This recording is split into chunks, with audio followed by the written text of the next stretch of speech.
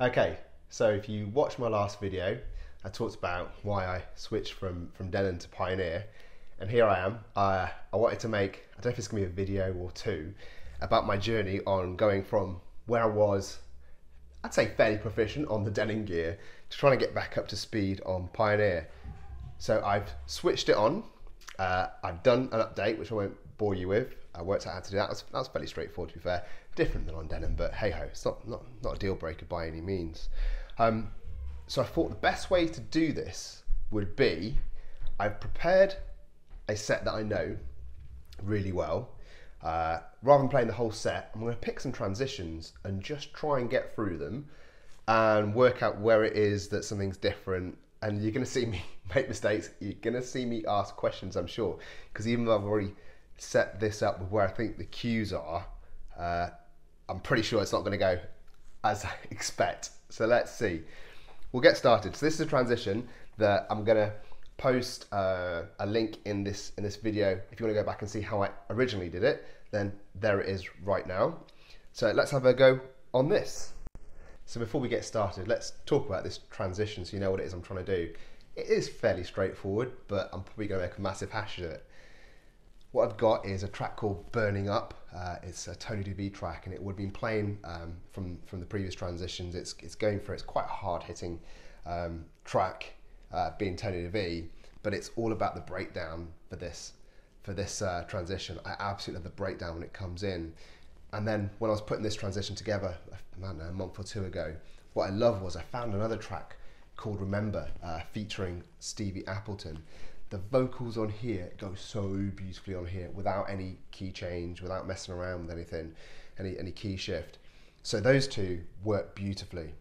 Then there's a third track, which is where I'm trying to escape out into, you know, where's this transition going? It's all about getting this track in called Push It Up. There's a loop I set on here, and you'll be able to hear when I engage that. The idea is these ones are working, this is building up, you set a loop off of the vocal off of here at the last bit, wind it up, use my tempo slider on here to create a bit more tension as the loop gets tighter and tighter, and finally drop into that. Simple, right? Right, let's see how I get on.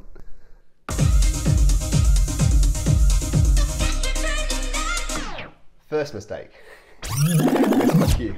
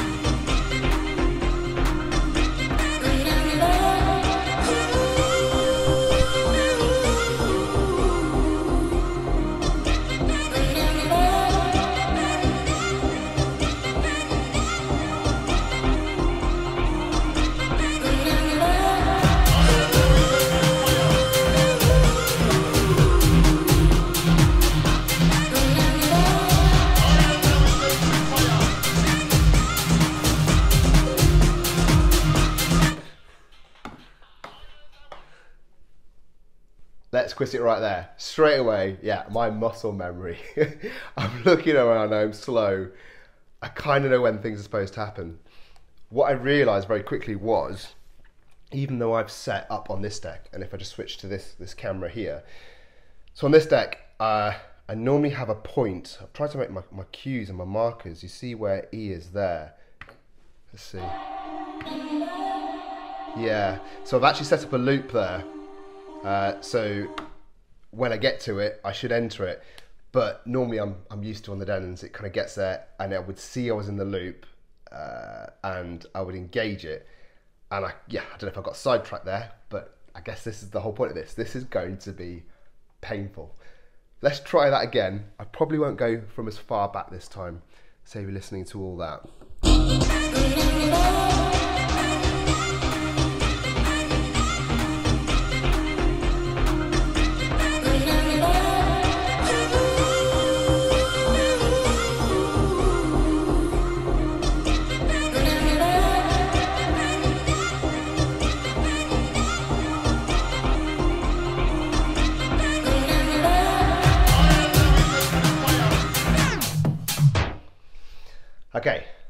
lesson number 2 from this.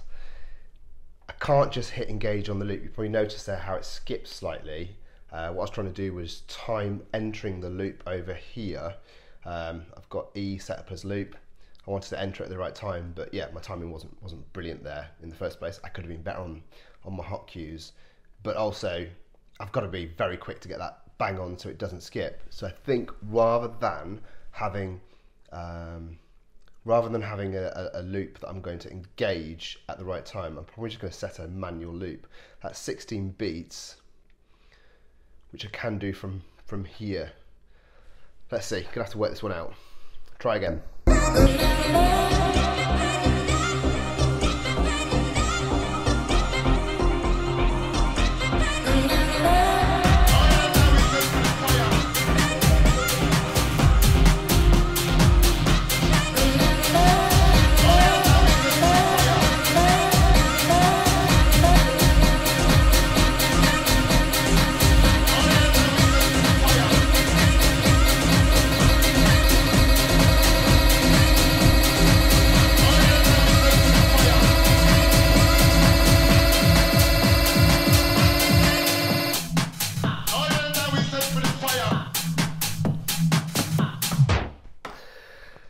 Right, so that time, got close.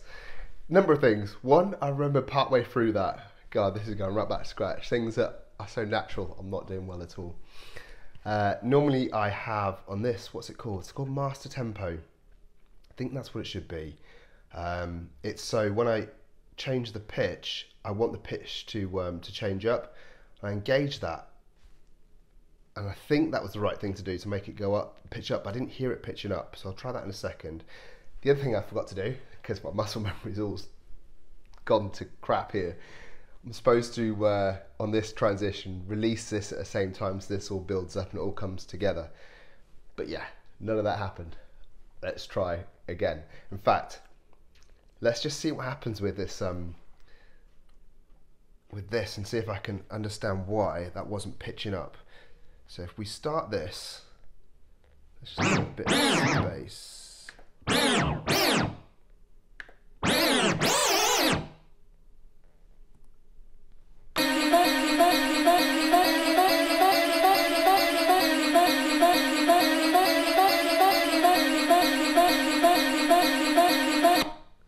Right, so that is pitching up. I think I just forgot to, once again, I'm just forgetting everything. What I need to have is the tempo set to wide, because at the moment it's set on, I think it's about 10, so it'll go up and down 10 BPM, positive or negative. But what I probably need to do is set that to wide, like I normally would do earlier, so I'm not trying to rush around it. Let's try it again.